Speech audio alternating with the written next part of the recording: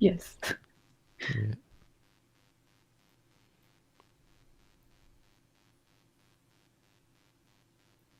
Okay, good evening. We're live. Welcome to our weekly Wednesday Q&A meditation session. Meditation Q&A session. So tonight we will be taking up questions. I'm joined again by Shraddha. We've adjusted the method, so it might work better, it might work worse. Either way, try and be mindful. The method we use in this session is to begin from a place of mindfulness. Set yourself on the practice of mindfulness. A mindful perspective is different from an ordinary perspective. You have to understand this. Our way of existing, our whole perspective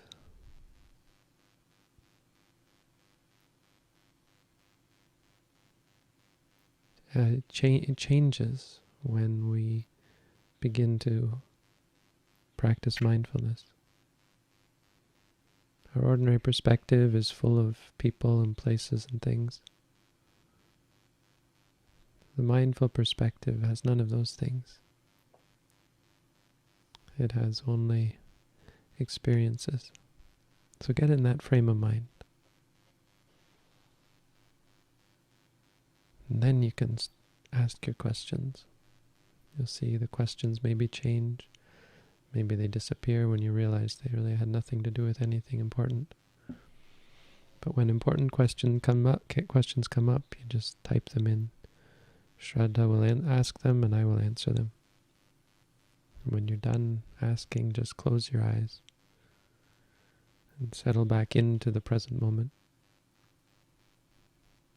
You can follow the stomach rising, falling. You can listen at the ear, hearing.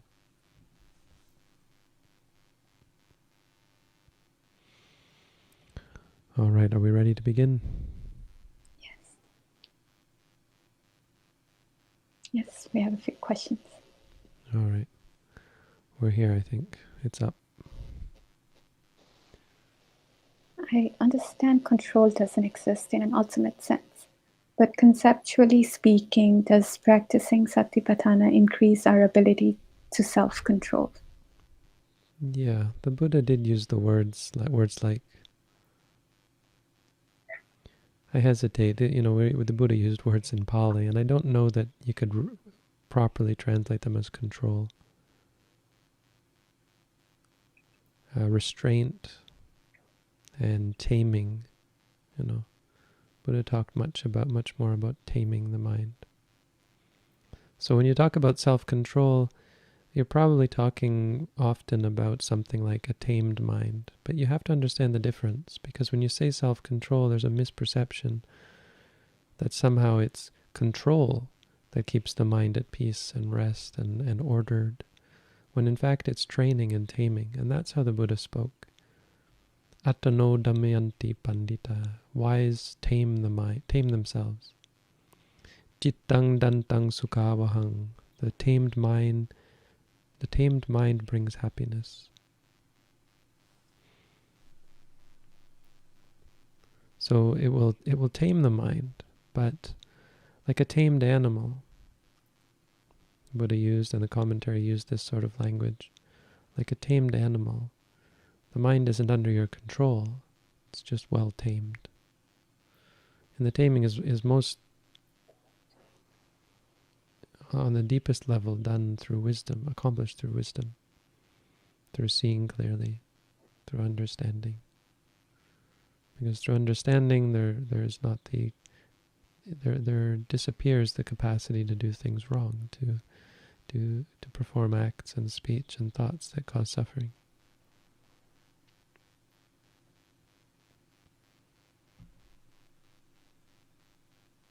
Uh-oh. Well, there's our first... What happened? There's our first crash. Alright, 1 second. It just crashed on me.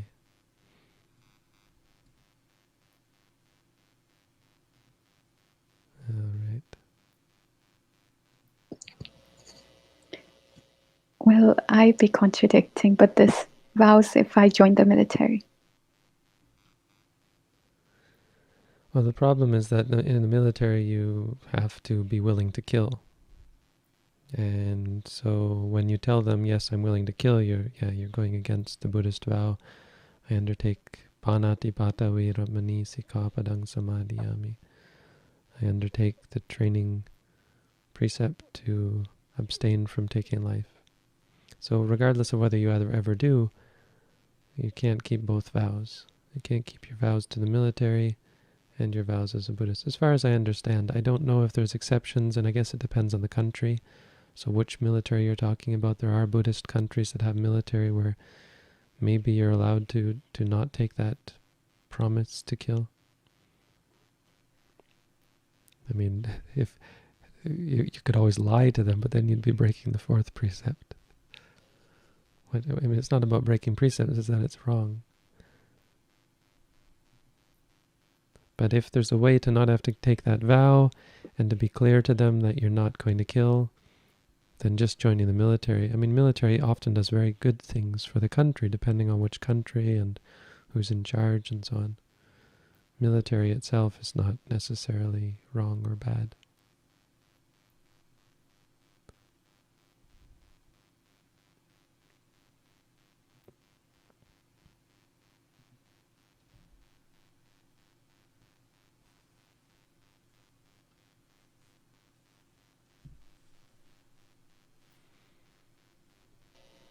Bhante, I'm skipping a few non-meditation questions. Maybe we can come back to them if we have time.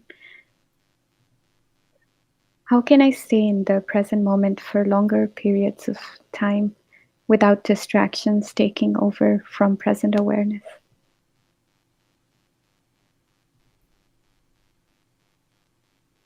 Sorry, just a second.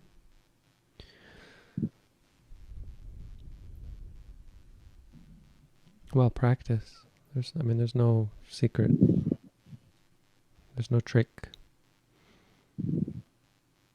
The secret of success is hard work. That's why it's a secret.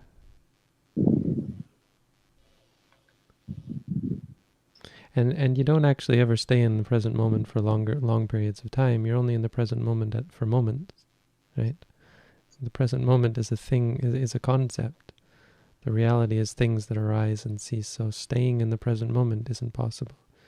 It's either in that moment, are you experiencing objectively, or are you experiencing with subjectivity, with partiality, with bias? That's the only question. And it's momentary. So you constantly have to cultivate it. Now eventually that becomes habitual, and so it appears that you're staying in the present moment. But all that means is the inclination is more towards objectivity.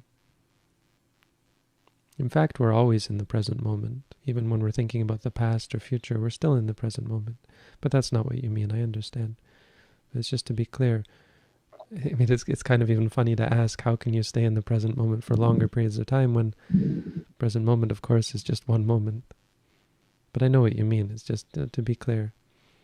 It doesn't work like that, and practically speaking, that's important because it has to be cultivated every moment.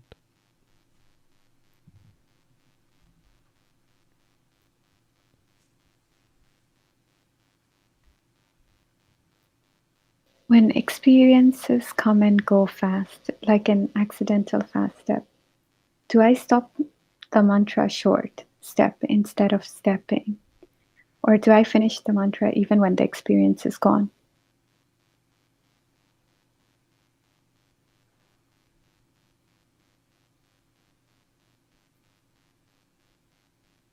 Oh, you wouldn't finish it when it's gone. I would interrupt it. I mean, this isn't a big issue.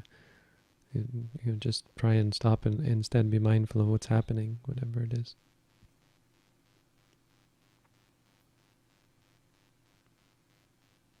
Yeah, no, just stop it short.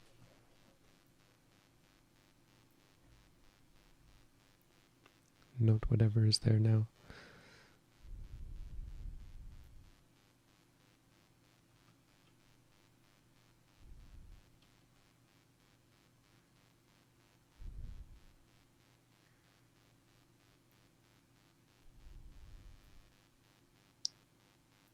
How do you know that you have made progress? Sorry, I haven't switched. Okay, go ahead. Oh, sorry. You have made progress in meditation. Simplest answer is you notice that you have less greed, less anger, and less delusion. That's probably the best answer. There's lots more that can be said. You can describe in detail various qualities of mindfulness. But generally it comes down to that. And if you want more detail, you can expand that list and talk about what does greed mean, what are the types of greed, what are the types of anger, and especially what are the types of delusion. That's I guess the most complicated, hardest to understand. It means things like arrogance and conceit, and even worry and doubt. It means confusion and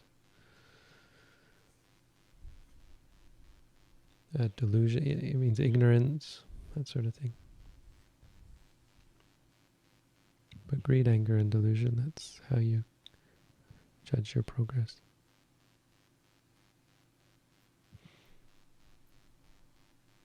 But your focus should never be on progress. It should be on practice. It should be on quality of the actions that you do. Just think of this as a general principle. You don't have to worry about results if the things you're doing are good, are productive of good results. So figure out what it is that's productive of good results and just keep doing that, and don't worry about something like progress. Progress has to come, good results have to come from good things.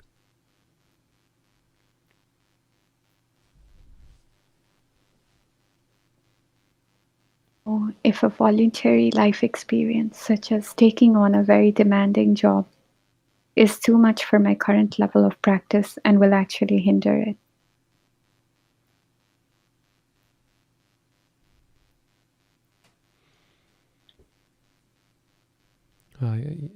It's hard to say without knowing in detail, but yes, you can know if you examine it, and if you're familiar. I mean, you'd have to kind of have some experience in mindfulness to know whether a given activity or life experience, as you say, would get in the way. Of course, taking on a very demanding job, I don't think it's hard to understand that yes, of course it's going to hinder your practice.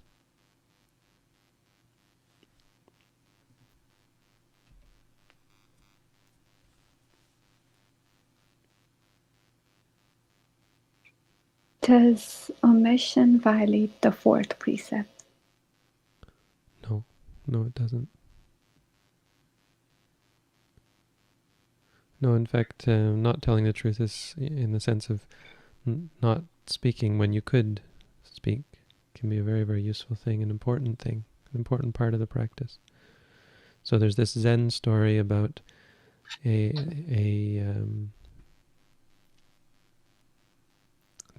dilemma, supposed dilemma of the fourth precept, where if you see an animal running through the forest, you're a monk sitting in the forest mindfully, and you see it go down one path, and then a hunter comes and asks, "Did you see that animal?"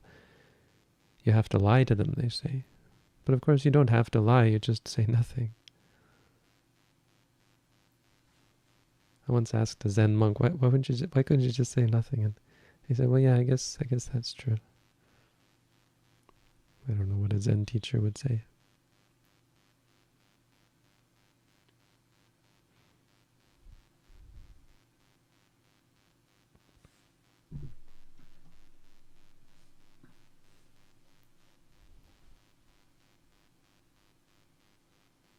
Start letting go of attachment. It sounds so distant to me.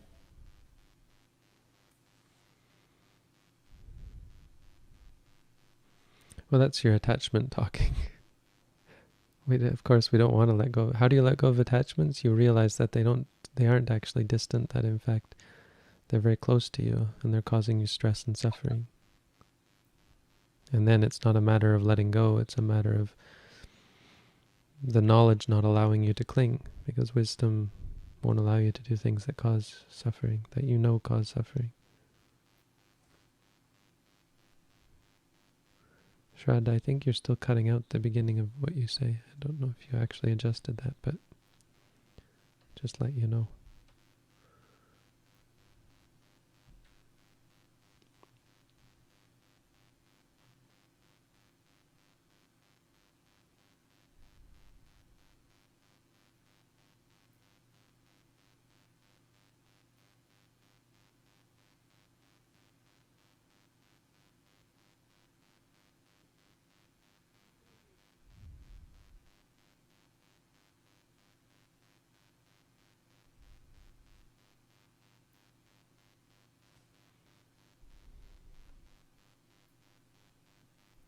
Are you still there? Did we lose her?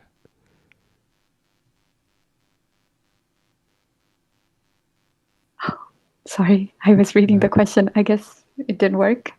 I hear you now. Okay, yes. I did push to talk to see if that would help. Sorry, let me read it again. I have noticed that I seem to go through a burnt out period after retreats, programs, and I don't meditate. I observe this as impermanent patterns, but I worry about dulling my practice. What to do? We have to note both. I mean, you have to note the worry. That's a big problem, and you have to note what you call the burnt out period. I mean, that's just a label. You have to figure out what's actually happening and start to cultivate habits of mindfulness related to that. Teach yourself to be mindful of those things. See them differently.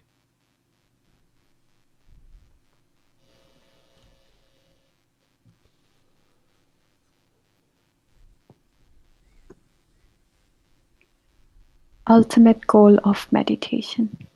Strange, you're still cutting out. I don't hear the beginning of what you say. Oh, yeah, I did set it to full sensitivity. I'm not sure. Okay, the ultimate, didn't we just get this question? Isn't this a repeat? I guess many of them are repeats, which is fine. Well, the ultimate goal of meditation is freedom from suffering. There's no other way to put it. So simple question, simple answer.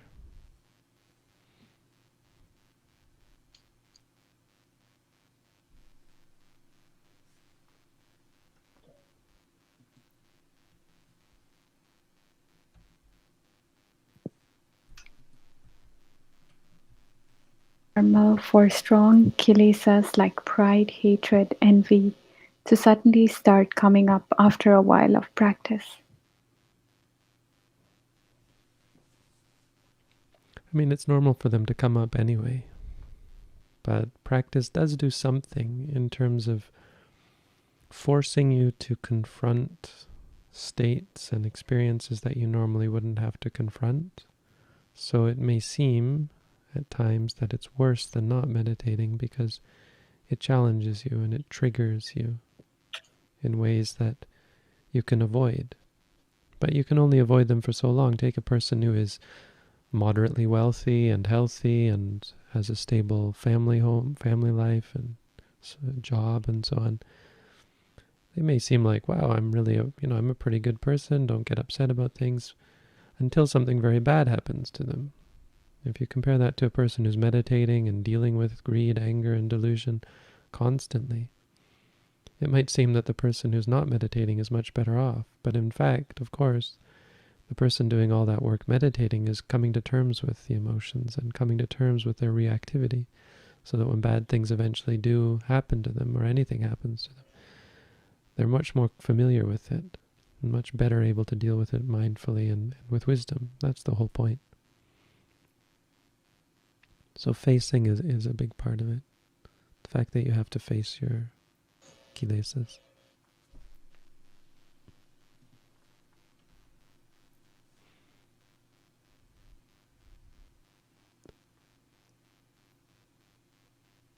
My mother has been grieving a loss for too long now, and I would like to introduce her to meditation.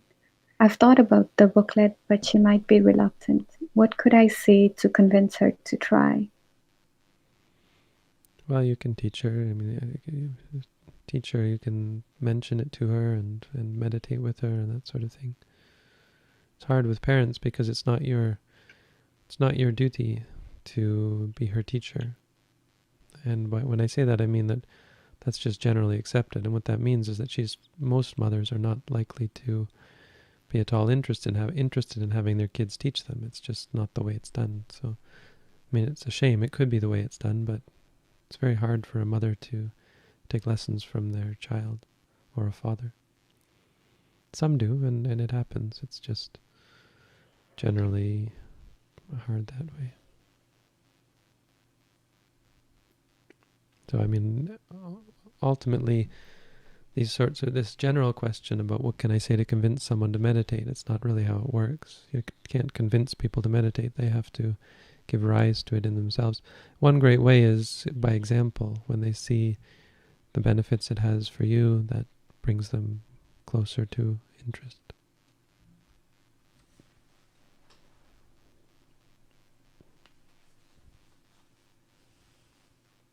Possible to simultaneously note more than one object. For instance, can I note my walking, the liking within my mind, and the images my eyes are seeing in front of me?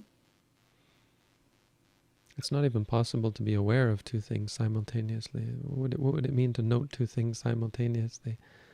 I'm assuming you don't quite mean simultaneously, or you don't realize what that would mean, because could you imagine having two thoughts at the very same time in your mind? What would that even mean? It would be like if this text on the screen, if there were two texts in the same place, it would be meaningless.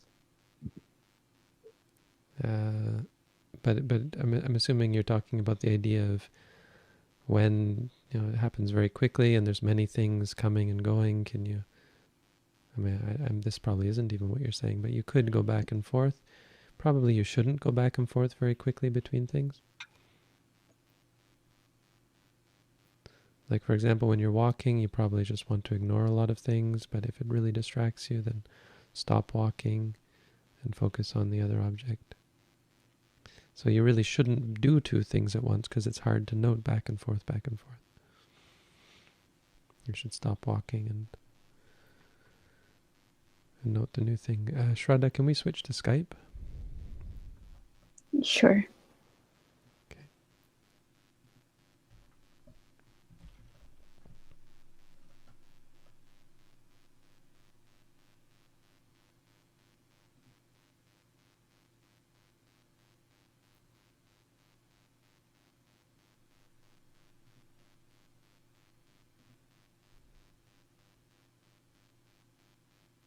You there?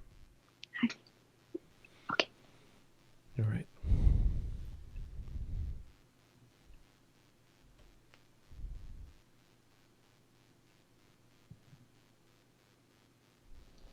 Bhante, when doing metta, I don't use a pre-made formula. Instead, I like to wish good things for the person in my own words. It just feels more authentic and genuine. Is that acceptable?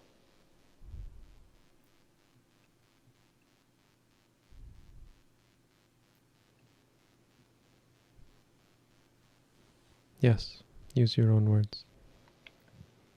That's a good idea. Be careful though.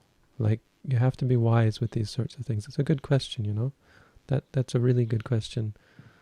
Because yes, I think so, but it's important to be in line with the ideas behind those pre-made formulas.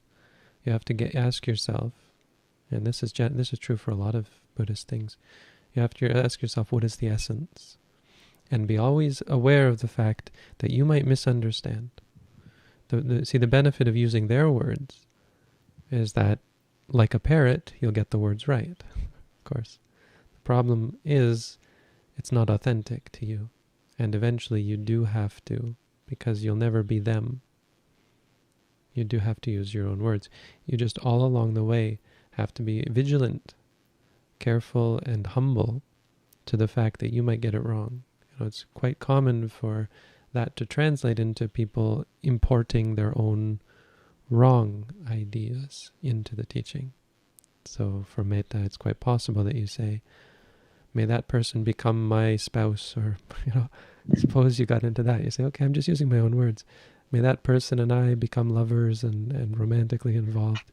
And you think you're doing Metta because you're just using your own words. But that's a very silly example. But, if I imagine people have done that, that would be losing the essence. So don't just assume that you're going to get it right. Be careful and be humble to the fact that you can very easily get it wrong. We should always be humble and be aware that we might be wrong.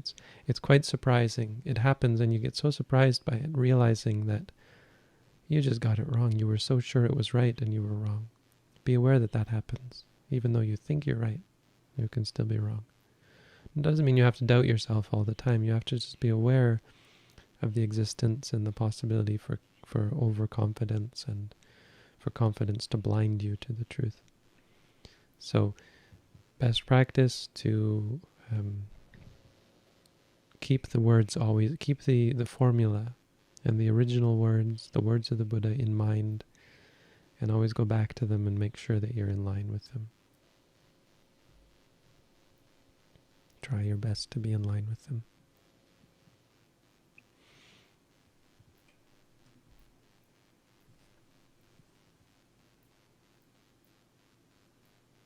It's a question about me. Yeah, We I'm don't not answer questions about me. questions. There's another question, but that's...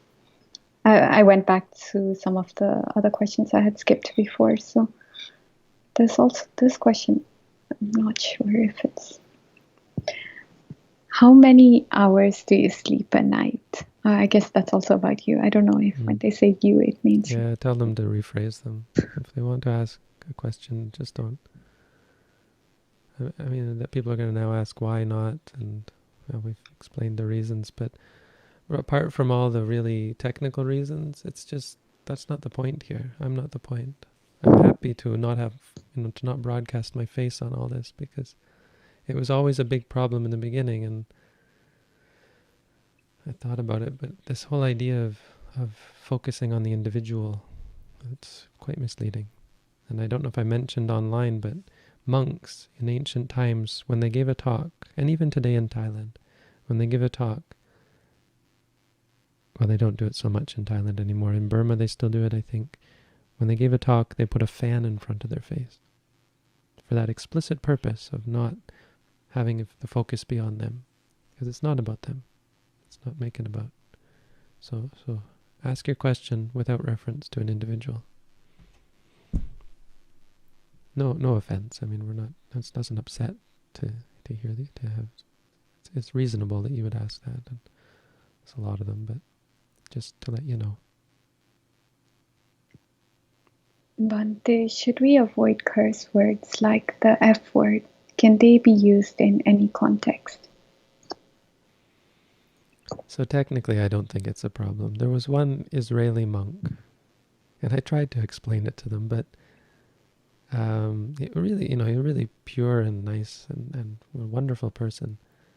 But he used the BS. He kept saying BS, not BS, but the actual word.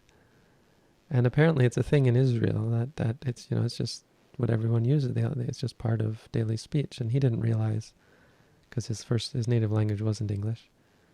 He didn't realize that it was a bad word. And I tried to explain. I don't think it ever got through to him. So, I mean, obviously words are not the problem. It's the content behind them. But a person who knows the usage and the, if someone who is a native speaker, he actually admonished me later on. I used the word stupid, and he said, or in Thai, I used the word ngo. And we were learning Thai, and I said, how you say stupid is ngo. And he said, you shouldn't learn that word. So for a native speaker, especially of any language, the usage of the word is very hard to separate it from the emotion, from the unwholesomeness involved with it. So I would avoid using the words. I would choose not to when you can, if it just comes out of your mouth. It's very common. I wouldn't worry about it. It's absolutely not the problem. And in fact, that can be a problem where we get so guilty about the words and we're taught not to say the words that they take on meaning. Someone sent me a video of, well, I'm not going to say. Anyway, maybe you know the video I'm talking about.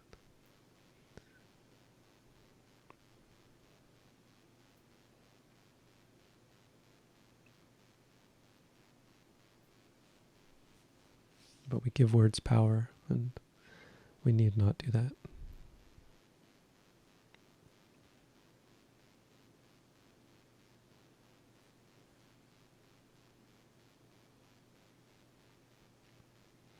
Words are, but they do, they do have power. We give them power. So the usage of the word, the F word, is very much tied up with our emotions. Words are a part of our expression, are a part of our inclination when we use them.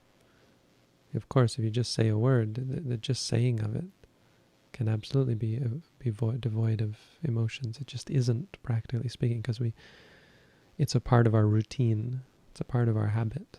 We have threads of activity and speech. I think they're called engrams or something, where it's like our way of doing things. We build up these techniques of speech, these methods of speech and action and so on.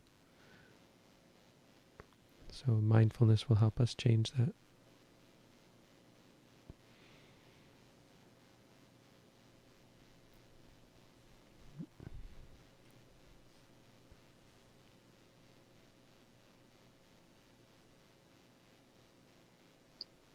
Is this kind of meditation or this path compatible with faith-based religion? Right away I want to say no. But then there's a warning in my mind that you have to be flexible and not shut people out. So if someone is a follower of a faith-based religion, there's no reason why they can't practice meditation. So rather than phrase it like that, we might say, is it compatible with the quality of mind or the state of mind of believing things without evidence? And that's where I think I would say no. No, you're going to have to give that up, which means ultimately that faith-based religion falls apart for someone who practices meditation, because they begin to see the truth, and they see that the truth is not incomplete, that it's not that there are things we can't know. Anything that we can't know is not worth knowing. We start to see that sort of thing and realize that what's worth knowing is all knowable.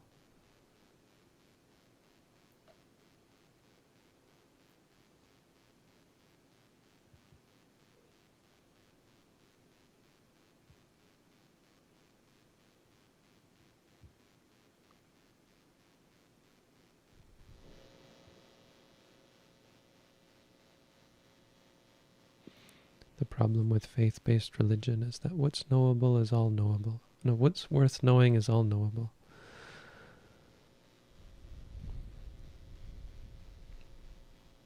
If the ultimate goal of meditation is freedom from suffering, so if some has beliefs which ease their suffering or stops it, should they continue on that path without choosing to meditate? Well, the point is, whatever eases whatever frees us from suffering is, of course, what we should do.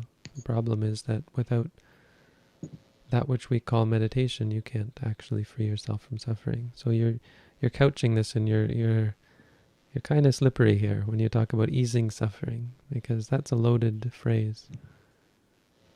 Many things ease our suffering, but actually in the long term exacerbate it. Like indulgence in sensuality eases your suffering.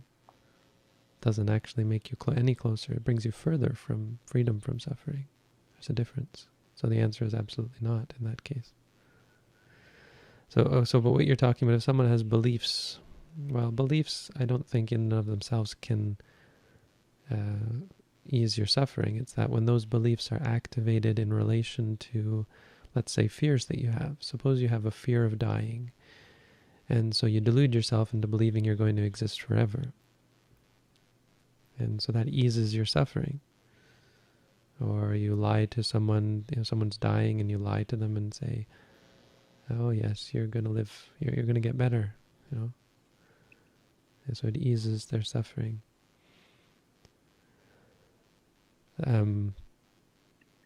Okay, we have to unpack a lot there. It's a good question. The first thing is that, of course, you're lying, and that's wrong. The second thing is that person is now out of touch with reality, and that's problematic. But the most fundamental problem is that they're not actually you've actually done them a disservice. In that specific example, you've helped them believe something wrong, and it's eased their suffering. That actually is a problem for them now, because they're not going to face their suffering. So what you maybe don't understand, and what this question sort of lacks, is the understanding that we're not actually trying to run away from suffering. We're trying to confront it. And so things that ease our suffering are actually counterproductive. And the only real way to free yourself from suffering is to confront it and understand it. Because it's understanding that sets you free, and it's only by facing anything that you can come to understand it.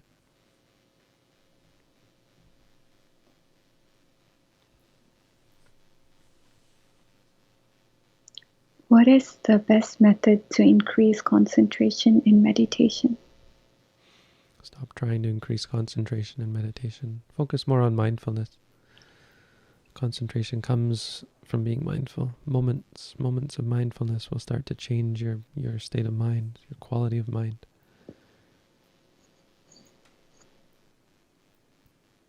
Conversely, you can become very concentrated and not very mindful. So mindfulness is always the balancer. It's the one that you use to cultivate and balance the others.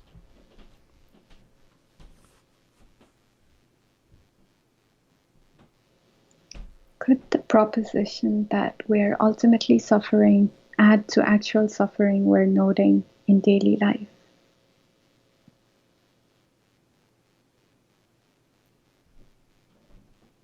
I mean, yeah, if you're obsessed about the fact that we're suffering, I mean, it does good things in terms of helping you have a realistic outlook, but it can also be very pessimistic, and that's problematic. I don't think it has to. I think you just have to be realistic and understand that that's reality, and but no, you don't. I mean, views are not important. Important is seeing clearly. So what you're talking about is really a view. We are suffering, and if you fixate on that, you're missing out on reality. You just have to see clearly. There's no theory or view that you have to cling to.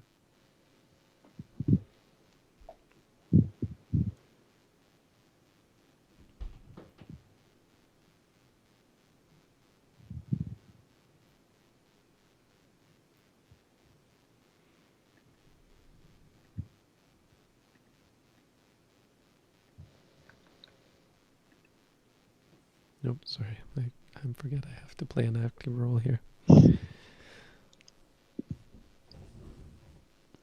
Where does wisdom come from? Comes from focus, let's say. Let's not use the word concentration. It comes from focus. Like a camera, when you focus the camera, you see clearly. Does focus come from? Focus comes from behavior. The most important behavior is guarding the senses, watching experience, using mindfulness. Mindfulness is what leads to the three trainings, what we call sila, samadhi, and panya. Ethics, focus, and wisdom. Behavior, focus, and wisdom, we might say. Behavior, focus, and full knowledge, or full understanding.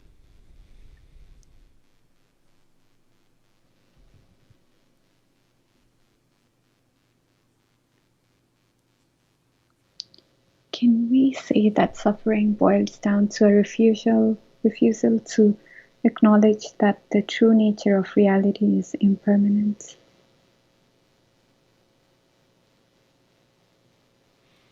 Well, it's not a refusal to acknowledge so much as it is just a lack of knowledge. You don't have to refuse something you just don't know. So a lot of people don't refuse to acknowledge. They just never had any idea in the first place. But yes, impermanence, suffering, and non-self are inextricably intertwined. Things are only truly suffering because of the impermanent. It's really the ultimate meaning of the whole thing.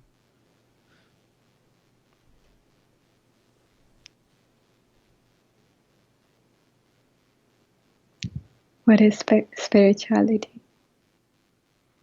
It's just it's a word. Let's put it that way. Not to be blithe or whatever. But I don't have much to say about that because we don't use that word so much. So you'd have to ask the people who use that word what they mean by it. Oh, why are you doing this to me? Am I going to answer this one? I don't know. Are Mahayana Sutras true? I pass. Are they different than the suttas we read? All right, because you asked. They're very different. Very different. Some of them might not be very different, but they're for the most part very different. They don't even have the same. Sorry? Oh, I would have assumed they're the same. Sorry. So it depends what you mean by Mahayana Sutras, because there are something called the agamas, which are just, as I understand them, very similar to copies of what we have. They're just in Sanskrit, well, they're in Chinese now. And a lot of them are very similar, apparently. But those aren't, I don't think, called Mahayana Sutras. The Mahayana Sutras are called that because they are explicit, they are purposefully different. They are purposefully more than the Theravada. And the flavor is different if you read them. If you're curious, I recommend to read them. If you're in our tradition and it's of interest to you, read some of the short ones. What's one? I think the Heart Sutra is very short. The Diamond Sutra. What was the one? The Lotus Sutra is the one that we read, but it's very long. But just read the beginning of the Lotus Sutra. There's some good in it, but I'm not going to say anything else.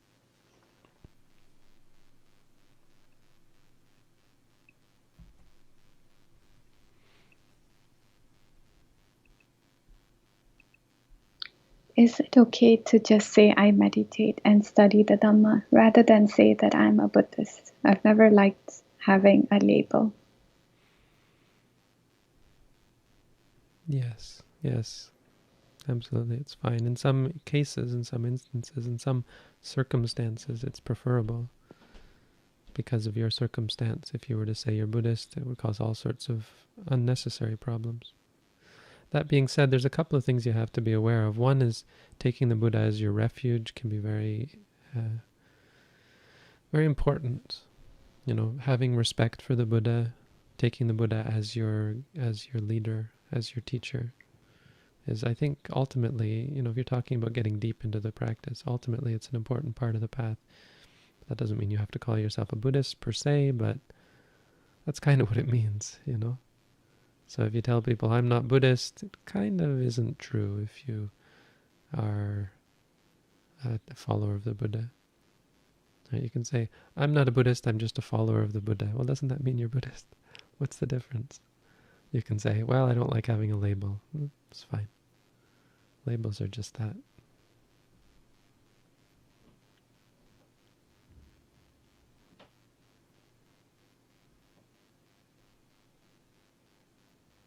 So the question for people who sometimes say that is, do they really mean what they're saying, or do they actually mean they just don't want to give up their autonomy?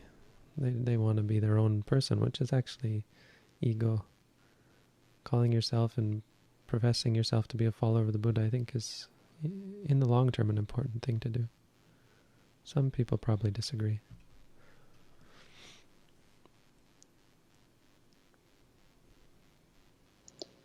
I want to be mindful, but I feel like giving up my practice, which I don't want to.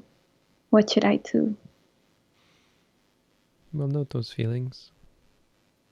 I don't think it's a big concern because you're just going to suffer if you stop being mindful. So you'll come back to it, and you won't give it up.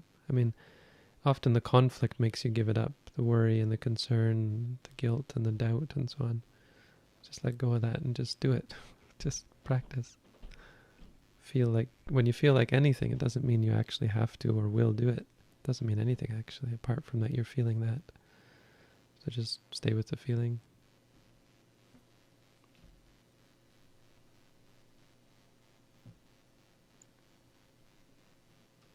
How do you stop shame from eating? Do they mean like shame related to eating? Or do Maybe. they mean stopping shame from eating you or something? Oh. Shame from eating, right? It probably means eating, like eating food. Right. There's really no answer besides be mindful. Have you read my booklet? Take up the at-home course if you're interested. We have an at-home course right now where you can meet.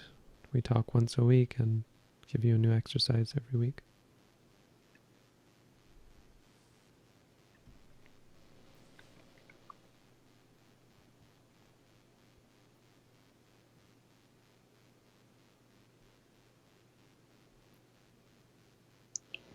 Are there any ways or texts to rid my skepticism about rebirth? No, I think mindfulness will do that. I think if you come to see things very clearly, you'll be completely in line with the idea that the mind continues on and that death doesn't actually have the power to extinguish the mind.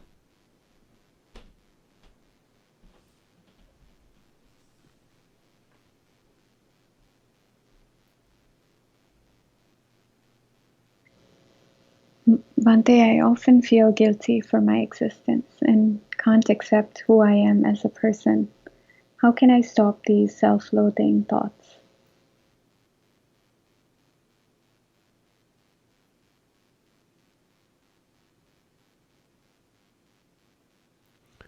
Again, I don't have any advice besides have you read our booklet? And if you're interested, read the booklet, take up meditation, sign up for the at-home course. It will help a lot. I guess I could say one thing is accepting who you are as a person is not necessary. Focus on the feeling guilty, focusing on the loathing. Don't worry about accepting yourself, who you are or something. It's just conceptual. It's not that you should be non-accepting or unaccepting. It's that you shouldn't see that as the goal. The goal should be to free yourself from suffering.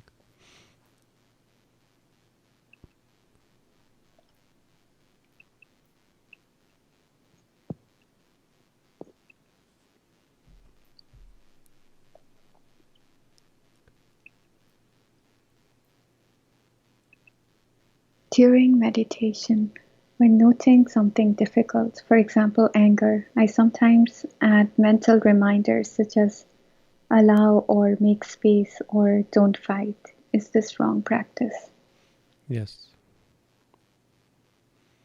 Yes, that's trying to control. It may work sometimes, but ultimately it's building habits of control and habits of attachment, partiality.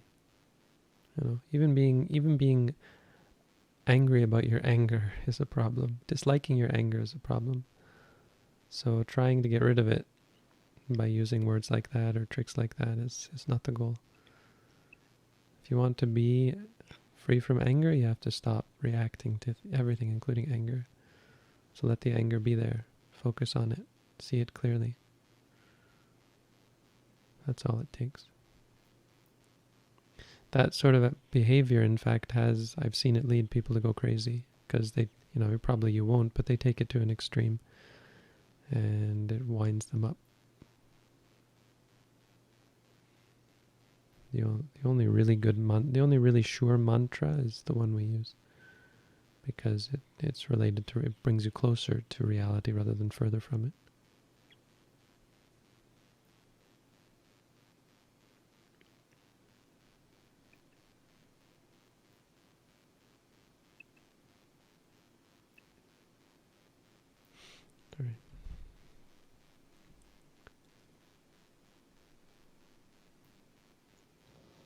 if I let go of my attachment, then what's the point of living if there's no goal to go after?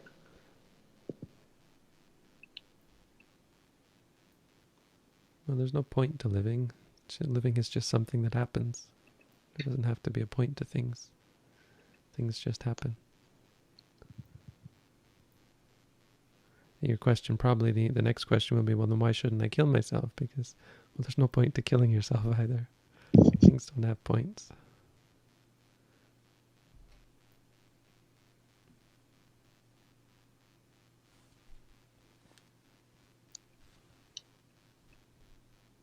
I'm a foreigner living in Japan. What's a good place to learn meditation over here apart from my house? See, these are risky questions because I don't travel and I don't have intimate knowledge with places. I mean, the answer immediately is that I don't know. I don't know any place in Japan, but I don't want to encourage these sorts of questions because then it is asking me to judge places and give you recommendations that are ultimately out of my capacity to give because I don't know enough about any place really. But when you're in Japan, you could take our at-home course. Mm-hmm. Yeah, that's why I put the question here, so you could mention that. Okay. Yeah, take our at-home course. It's on our website. We just do voice chat once a week, voice conference once a week. No chatting. And the link is in the description of the video. How would you suggest to meditate for a job interview? Use our technique. Have you read the booklet? No question that would help. Take the at-home course. You'd focus on the worry, the fear, the anxiety.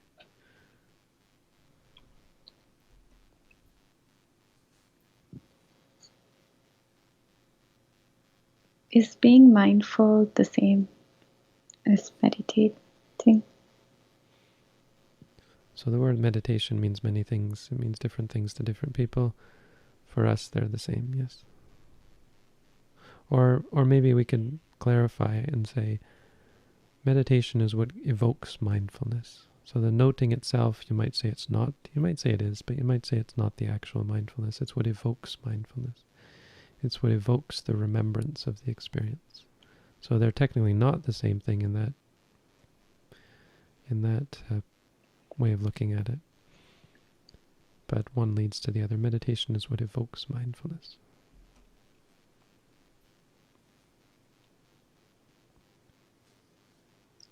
How can a person raised in Western culture where goal-oriented thinking is ingrained lay aside this habit of mind necessary for practice? You don't lay aside habits. You learn about your habits. That's a big part of mindfulness. So don't worry about.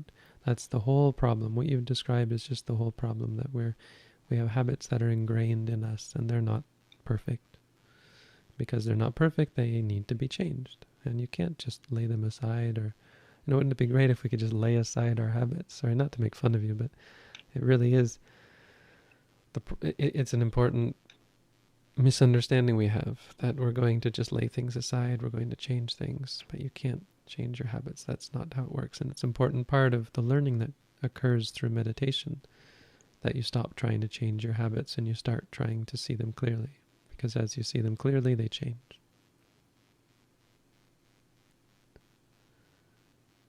And with that one, I think we're done. Oh. I see the next one, and that's why I'm saying it. I just put that because two different people asked it, and all right, maybe we can just give some guidance on what kind of questions you answer. So, all right. So we're going to, let's see if I can, we don't have a goodbye one. I have a goodbye one, but it looks a little different. So here's a goodbye one. Sadhu. And we can just talk a little bit about the questions. So thank you all. Good questions. There was a couple there that I thought were actually particularly, not to compare, I'm not trying to show favorites, but some that were maybe a little unique, maybe hadn't been answered, or allowed me to say things that I don't say very often.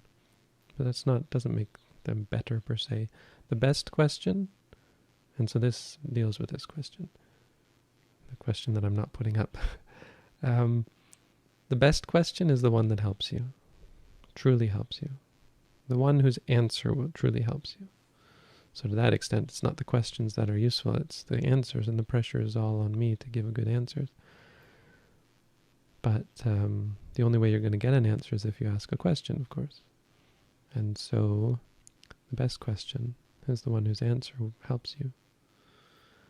And to that end, we're skipping questions that the answer to that don't answer, questions for whom the answer to the question, does this question help that person, is no.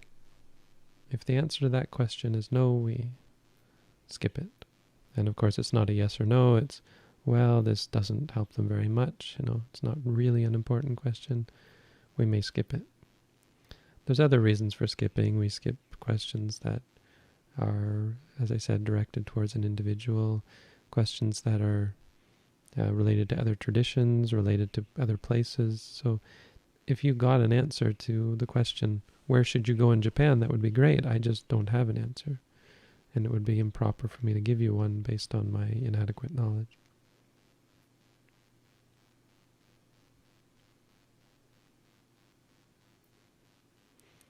So that's all for tonight. Thank you all for coming out. Have a good night. Thank you, Shraddha, as well, for being so kind and helpful. Have a good night. Sadhu.